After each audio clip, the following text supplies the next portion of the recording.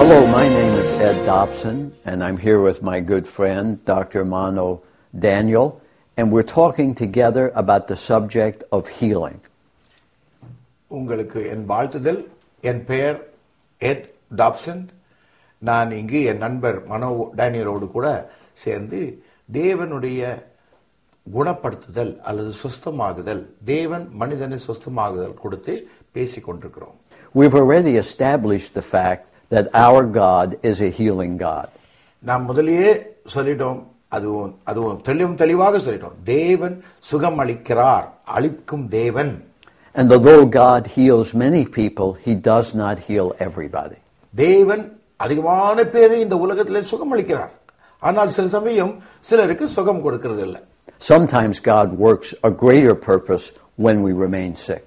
இப்படி சுகமளிக்காத நேரங்களிலே பெரிய சுத்தம் அவர்களுக்கு வைத்து அதை நிறைவேற்றுகிறதாக இருக்கிறார். So if we believe God heals, and we believe that, நாம் தேவன் சுகமளிக்கிறார் என்று நாம் நம்பும் பொழுது, the question is exactly how does God heal? இப்படி நாம் நம்புகிற நேரத்திலே கேள்வி என்னவென்றால், எப்படி தேவன் மனிதனுக்கு சுகமளிக்கிறார்? And as you study the Bible, you discover there are at least 10 different ways God heals. 10 வழியாக தேவன் மனிதனுக்கு சுகமளிக்கிறார். Last time we looked at the first two. முதல் 2 போன முறை பார்த்தோம். Number 1, God heals through the powers that He has built into our own physical body. ஒன்று, நம்முடைய சரீரத்துக்குள்ளேயே நம்மை சுஸ்தப்படுத்திக் கொள்ளக்கூடிய சக்தியை கொடுத்திருக்கிறார். The Bible says that we are fearfully and wonderfully made. நாம் அதிசயகரமாக பயங்கரமாக படைக்கப்பட்டிருக்கிறோம். Number 2, God heals through medicine.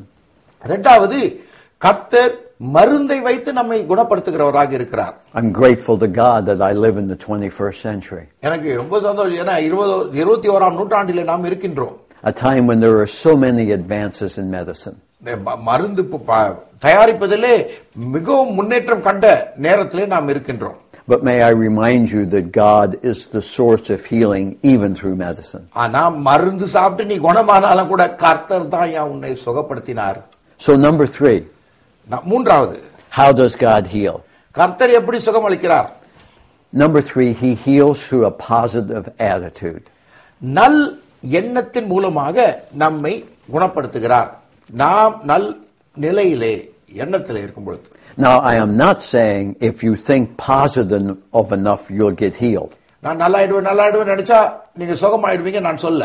But I am saying that a positive attitude contributes to health. நல் மனநிலை சரீரத்திற்கு நல்லது, சுகத்திற்கு நல்லது.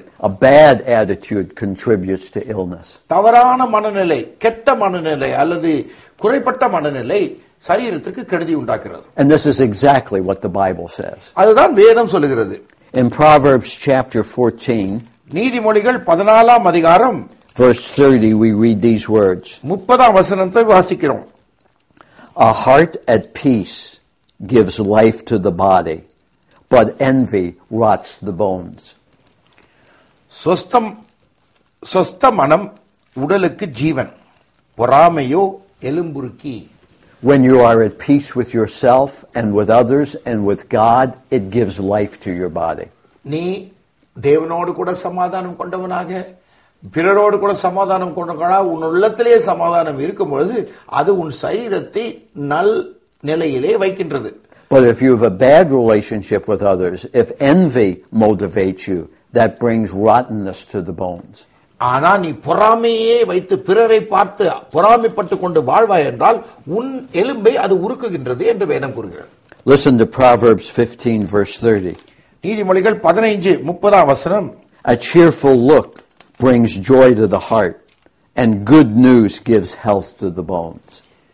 கண்களின் ஒளி இருதயத்தை பூரிப்பாக்கும், நற்செய்தி எலும்புகளை புஷ்டியாக்கும். And in Proverbs 17:22 it says a cheerful heart is like good medicine. 17:22 நீதிமொழிகள் 17:22 மனமகிழ்ச்சி நல்ல ஔஷதம், முறிந்த ஆவியோ எலும்புகளை உலா பண்ணும். In other words, a good laugh does you good. நீங்க சந்தோஷமா சிரிச்சீங்கன்னா அது உங்க உடம்புக்கு நல்லதுன்னு சொல்றது. The problem, though, is when you're seriously sick, there's not much to laugh about. ஐயா என்ன கஷ்டம்னா, நம்ம வந்து சுகவீனமா இருக்கும்போது சிரிக்கிறது ரொம்ப கஷ்டம் இல்லையா? Mano, I remember early on with my own disease, I came across a book written by a physician. நான் முதலிலே சுகவீனமாகும்போது மனோ நான் வந்து ஒரு மருத்துவர் எழுதின ஒரு புத்தகத்தை படித்தேன். He was very, very ill. அவர் ரொம்ப சுகவீனமா இருந்தார். In terrible pain. அவருடைய உடம்பிலே வியாதி அவரை துன்புறுத்திக் கொண்டிருந்தது. He was in the hospital and they told him he was dying. ஆஸ்பத்திரியிலே படுத்துக் கொண்டிருந்தார். நீ சாகப் போகிறார் என்று ஆஸ்பத்திரியிலே மருத்துவர்கள் எல்லாம் சொல்லிவிட்டார்கள். And as he lay there in the hospital bed, அந்த பெட்டிலே அவர் படுத்துக் கொண்டிருக்கும் பொழுது he saw a movie of the Three Stooges. அந்த த்ரீ ஸ்டூஜஸ் என்ற கோமாளிகள் நடிக்கின்ற படத்தை அவர் பார்த்தார். Do you know what the Three Stooges are? I've seen. They're very, very funny comedy. ரொம்ப சிரிப்பா இருக்கும் அது. மூன்று கோமாளிகள் அது. And he started to laugh. அதை பார்த்து இவன் சிரிக்க ஆரம்பித்து விட்டான். And he noticed when he laughed, his pain went away. அவர் சிரிச்ச உடனே அவனுக்கு உடம்புல இருந்த வலி எல்லாம் நின்னு போச்சு. So he began watching funny movies every day. ஒவ்வொரு நாளும் இப்படி அந்த மூன்று கோமாளிகளை பற்றியே படம் பார்த்து கொண்டிருந்தான். And he ended up writing a whole book about how he laughed his way back to health. அவர் குணமாகி ஆஸ்பத்திரியிலிருந்து வெளியில போன பிறகு அவர் எழுதினார் எப்படி சிரித்து மனமகிழ்ச்சியாக சிரித்து சிரித்தே நல் சுகம் பெற்றார் என்று எழுதியிருக்கிறார். It was a best-selling book in America. அமெரிக்காவிலேயே மிகவும் அதிகமாக விற்ற புத்தகம் அது. Doctors were fascinated by this. டாக்டர்களுக்கெல்லாம் ஒரு ஆச்சரியமா இருந்தது இது. Apparently they'd never read the Bible. அவங்க எல்லாம் வேதத்தை வாசிக்கலன்னு நினைக்கிறேன் இல்லையா? Because God said this hundreds of years ago. நூற்றுக்கணக்கான ஆண்டுகளுக்கு முன்பாகவே கர்த்தர் வசனத்துல போட்டுட்டாரு. நல்ல சிரிச்சினா ஔஷதம் உனக்கு. Listen to Proverbs 16:24. நீதிமொழிகள் 16:24 பார்ப்போம். Pleasant words are a honeycomb, sweet to the soul and healing to the bones. நல் வார்த்தைகள் 16:24 இனிய சொற்கள் தேன் கூடு போல் ஆத்மாவுக்கு மதுரமும் எலும்புகளுக்கு ஔஷதமாகும்.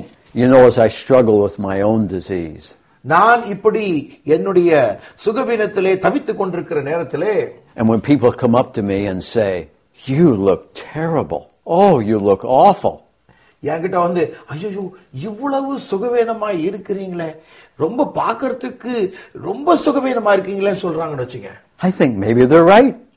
நானே நினைச்சுப்பேன், அடடா இவங்க ஒருவேளை and I feel worse than I was. அதுக்கப்புறம் பார்த்தா உள்ள வந்து நான் இருக்கிறதுக்கு மேல அதிகமா கஷ்டம் வந்துருது எனக்கு. But if someone says, "Man, you look good," யாராவது வந்து நீ நல்லா இருக்கிறப்பா அப்படின்னு சொன்னாங்கன்னு வச்சுக்க, I think, அப்புறம் உடனே ஒரு உற்சாகம் வந்தது எனக்கு. Maybe I am good. நான் நல்லா இருக்கிறேன் போல இருக்கு அப்படின்னு நினைச்சுப்பேன். This is what the Bible says. இதுதான் வேதம் சொல்கிறது. Pleasant words are a honeycomb, இனிய சொற்கள் sweet to the soul and healing to the bones. இனிய சொற்கள் தேன் கூடு போல் ஆத்மாவுக்கு மதுரமும் எலும்புகளுக்கு ஔஷதமும் ஆகும். Now, by the way, I don't want people to lie to me. அது உண்மையா சொல்றேன்னா, நீ என்கிட்ட வந்து பொய் பேசணும் நான் விரும்பல. யாராவது நல்லா இல்லாத போது நல்லா இருக்குன்னு சொன்னா அது நல்லது இல்ல. So if I look awful, don't tell me how I look at all. நான் ரொம்ப கஷ்டமா இருக்குன்னு வச்சுங்க, பாக்கிறதுக்கு ரொம்ப கலைந்து போயிருக்கேன்னு வச்சுங்க, அந்த நேரத்துல வந்து நீ நல்லா இருக்கிறேன்னு சொன்னீங்கன்னா நீங்க பொய்ன்னு எனக்கு தெரிஞ்சிடும். அதனால அப்படி சொல்லாதீங்க. With the terminal disease, everything is negative. இது சுகவீனமான இது வியாதி, குணப்படுத்த முடியாத வியாதி வரும்பொழுது எல்லாம் கஷ்டமா தான் இருக்கும் பார்க்கிறதுக்கு. What the doctors say is negative. அவங்க சொல்றதெல்லாம் எதிர்மறை. டாக்டருங்க கூட ஒன்னும் உதையாது, நீ ஒன்னும் பண்ண முடியாது, சாக போறன்னு தான் சொல்றாங்க. What the literature says is negative. வேற படிப்பு புத்தகம்லாம் படிப்பீங்கன்னா அதுவும் சொல்லுது, மற்ற புத்தகங்களும் சொல்லுகிறது. What the books say is negative. வேற புத்தகங்கள்லாம் சொல்றதெல்லாம் பாத்தீங்கன்னா அதுவும் வந்து கஷ்டமா தான் இருக்கு. After I got diagnosed, I logged onto the internet and read thousands of pages about my disease. நான் எனக்கு இந்த சுகவீனம் வந்த உடனே இணையதளம் இன்டர்நெட் அதிலே போய் எல்லா இடத்துலயும் போய் அந்த என்னுடைய சுகவீனத்தை குறித்து எல்லா இடத்துலயும் போய் படித்து பார்த்தேன். And everything I read was negative. நான் படிச்சதெல்லாம் வந்து கஷ்டமானதா இருந்தது. And the more I read, the deeper I sank in despair. நான் அதை படிக்க படிக்க படிக்க எனக்கு மனத்தாழ்வு மனசோர்வு ஏற்பட்டது. So I finally decided I would limit the amount of time I read negative stuff. நான் எனக்கு நிச்சயமா தெரிஞ்சிட்டேன், இந்த மாதிரி தப்பான கேள்வி இது மனசோர்வு கொடுக்கறத வார்த்தைகளை நான் படிக்கிறதை குறைச்சிக்கிட்டேன். So the Bible says God heals through a positive attitude.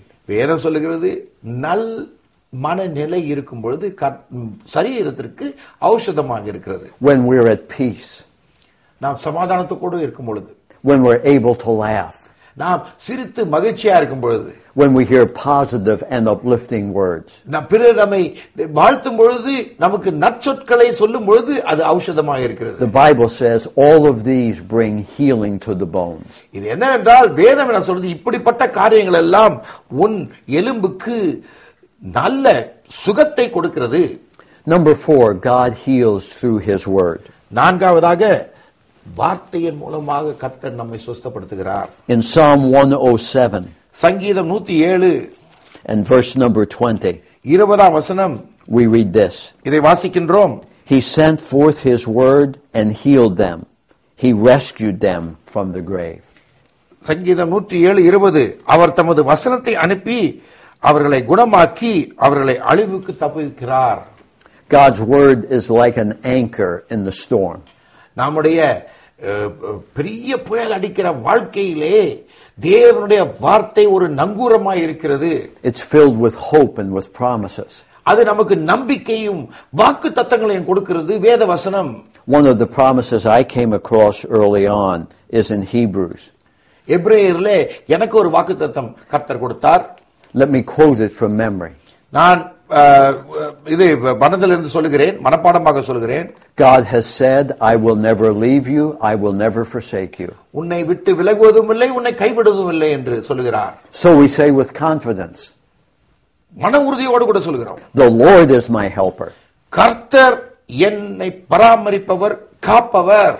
I will not be afraid. யாருக்கு நான் பயப்படுவேன்? மனிதருக்கு நான் பயப்பட மாட்டேனே. And I've learned to say that over and over and over. திரும்பி திரும்பி நான் திரும்பி அதை சொல்லு, அதன் விசுவாசத்துல வளர ஆரம்பிச்சிட்டேன். God has said, I will never leave you, I will never forsake you. உன்னை கைவிடுவதில்லை, உன்னை விட்டு விலகுவதும் இல்லை என்று கர்த்தர் சொல்லியிருக்கிறார்.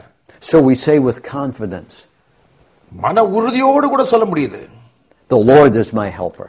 கர்த்தர் என்னை காப்பவர். I will not be afraid. நான் பயப்பட மாட்டேன். By the way, one of the ways you cultivate a positive attitude is by focusing on God's Word. நம்முடைய மனநிலை சரியா இருப்பதற்கு எப்படி தெரியுமா? வேத வசனத்தை நாம் உற்றுக்கூர்ந்து அதில் தியானித்து ஜீவிக்கும் பொழுது தான். By memorizing His Word. அவருடைய வார்த்தைகளை மனப்பாடம் பண்ணுவதனால. By repeating His Word. அதை திரும்பி திரும்பி சொல்லுவதனால. By reading His Word. அவருடைய வார்த்தையை வாசிப்பதனால. By meditating on His அதை Word. தியானம் பண்ணுவதனால. By letting God's Word become a part of your life. தேவன் வார்த்தை நம்முடைய வாழ்க்கையிலே ஒரு பங்காக மாறுவதனால. God said to Joshua, யோசுவாவை பார்த்து தேவன் சொன்னார், this word of the law shall not depart out of your mouth. இந்த வார்த்தை உன் வாயை விட்டு விலகாதிருப்பதாக. Why did He say it will not depart out of your mouth? இந்த வார்த்தை உன் வாயை விட்டு விலகாதிருப்பாயாக என்று ஏன் சொன்னார்? It would make more sense to say this book of the law will not depart out of your heart or out of your mind. உன் இருதயத்திலிருந்து விலகாதுன்னு சொன்னா ஒரு அர்த்தம் இருக்கு. ஏன் வாயை விட்டு விலகாதிருக்கணும்னு சொன்னாரு? But God said it will not depart out of your mouth. வாயை விட்டு விலகாதிருப்பதாக என்ன சொல்றாரு? ஏன்? Why the mouth? ஏன் வாய்? I think because God wants His Word to be such a part of our mind and our heart that every time we open our mouth, His Word comes out of it. இதுதான் தேவனுடைய வார்த்தையானது அவ்வளவு ஊறி போய் இருக்க, நாம் வாயை திறக்கும் போதெல்லாம் அவர் வார்த்தை வரணும். அதுதான் அப்பொழுதுதான் அந்த வார்த்தை நமக்குள் கிரியை செய்து நம்மை சுஸ்தப்படுத்துகிறதாக இருக்கிறது. David says in the Psalms that God has sent forth His Word. தேவன் அவருடைய வார்த்தையை அனுப்பியிருக்கிறார். And it is this word that heals us. இந்த வார்த்தை நம்மை குணமாக்குறது, சுகமாக்குறது. So one of the ways God heals is through His Word. தேவனுடைய வார்த்தையின் மூலமாக நம்மை குணப்படுத்துகிறார். Number 5. ஐந்தாவது, God heals